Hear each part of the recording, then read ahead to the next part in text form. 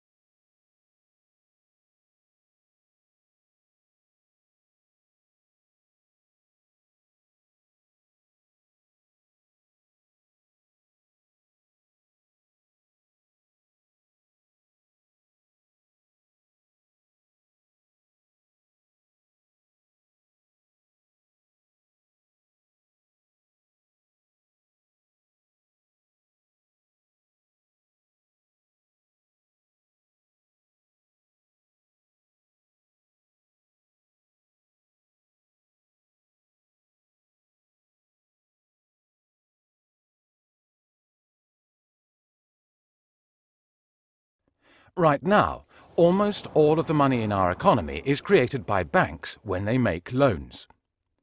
Now, most people assume that when banks make loans, they're lending out someone else's savings. But they're not.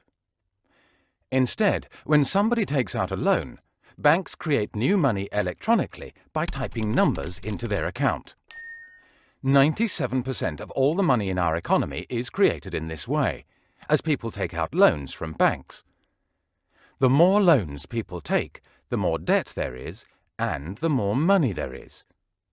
The shocking fact is, if nobody went into debt, there would be almost no money in the economy. Our economy depends on the electronic money created by banks.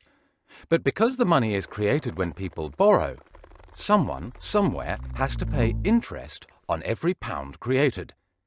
In effect, we are renting the money we need to run our economy from the banks. This means that in the UK alone, together we pay the banks £192 million in interest every single day. And because the debt is held mostly by the bottom 90% and wealth mostly by the top 10%, paying this interest transfers money from the bottom 90% of the population to the very top 10%. It sucks wealth and income from the rest of us up to the very lucky few. So as long as we have to rent the money we use from the banks that create it, we'll have to keep paying this huge interest bill, and the gap between the richest and the rest of us will keep increasing. But what about those at the bottom of the pyramid? Those on fixed wages or incomes, those who live in remote areas, or those with savings? By the time this newly created money has filtered down to them, the prices of the things they want to buy have increased. Their savings buy them less, however, and their wages remain largely unchanged. In some cases, they have to take on debt just to be able to afford the things they were previously able to buy, which means they have to go back to the banks.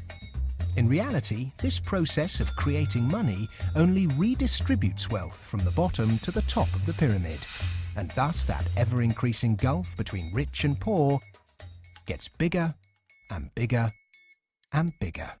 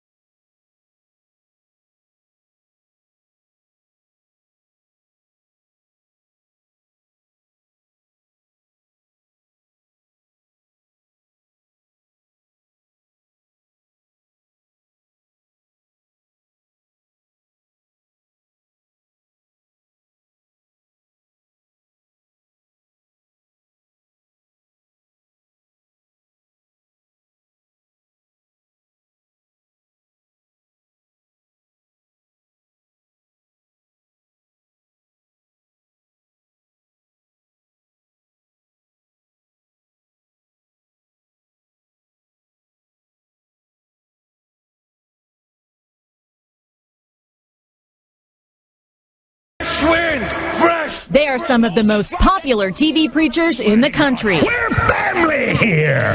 They urge the faithful followers to donate generously, and in return, the Lord will bring them prosperity. I'm not going to be going to heaven and be broke when I get there. And there's no denying some people have prospered handsomely. Wow.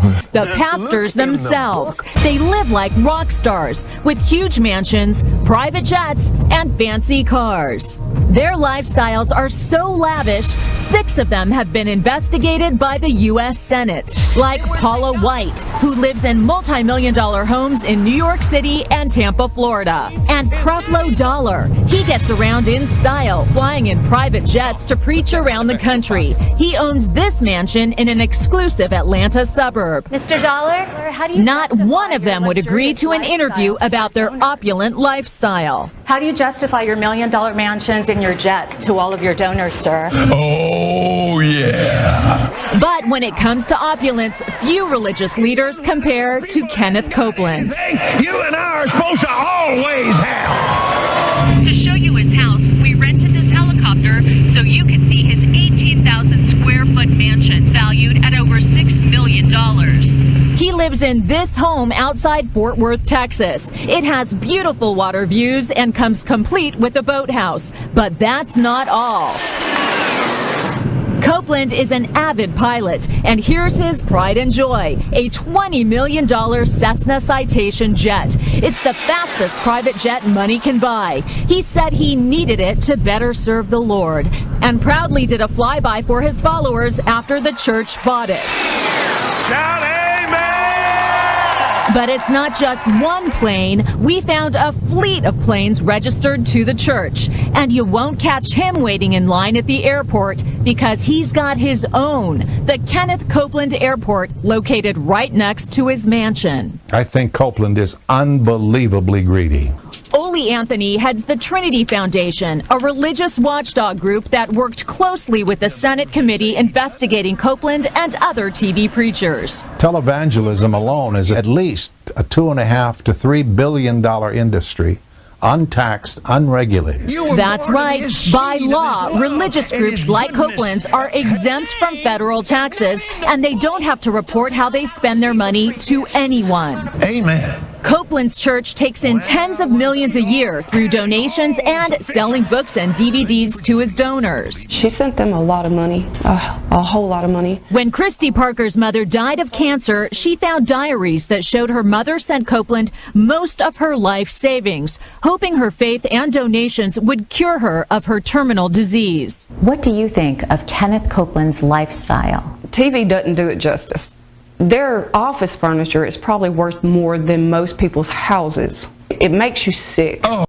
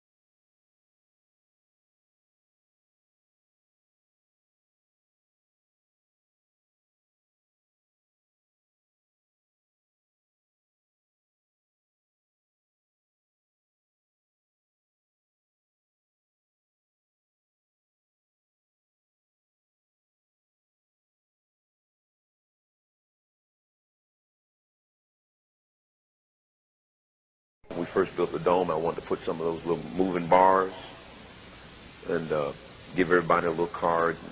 They stick it in a little computer slot. And if they were tithing, beautiful music would go off. And, you know, welcome, welcome, welcome to the world dome. But if they were non-tithers, the bar would lock up. Access denied. The red and blue lights would start going, the siren would go off, and a voice would go throughout the entire dome. Crook, crook, crook, crook. Security would go and apprehend them, and once we got them all together, we'd line them up in the front and pass out Uzis by the ushers. We'd point our Uzis right at all those non-tithing members because we want God to come to church. And at the count of 3 Jesuses, we'd shoot them all dead. And then we'd take them out the side door there, have a big hole, bury them, and go ahead and have church and have the anointing.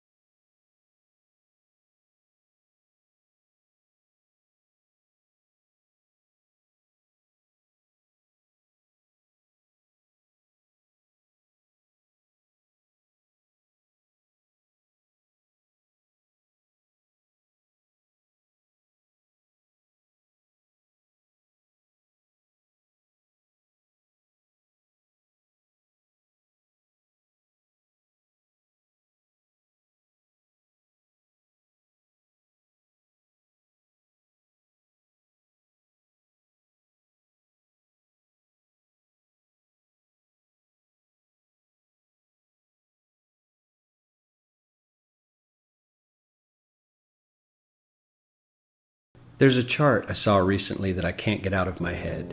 A Harvard business professor and economist asked more than 5,000 Americans how they thought wealth was distributed in the United States. This is what they said they thought it was. Dividing the country into 5 rough groups of the top, bottom, and middle 3 20% groups, they asked people how they thought the wealth in this country was divided. Then he asked them what they thought was the ideal distribution. And 92%, that's at least 9 out of 10 of them, said it should be more like this. In other words, more equitable than they think it is. Now that fact is telling, admittedly, the notion that most Americans know that the system is already skewed unfairly. But what's most interesting to me is the reality compared to our perception.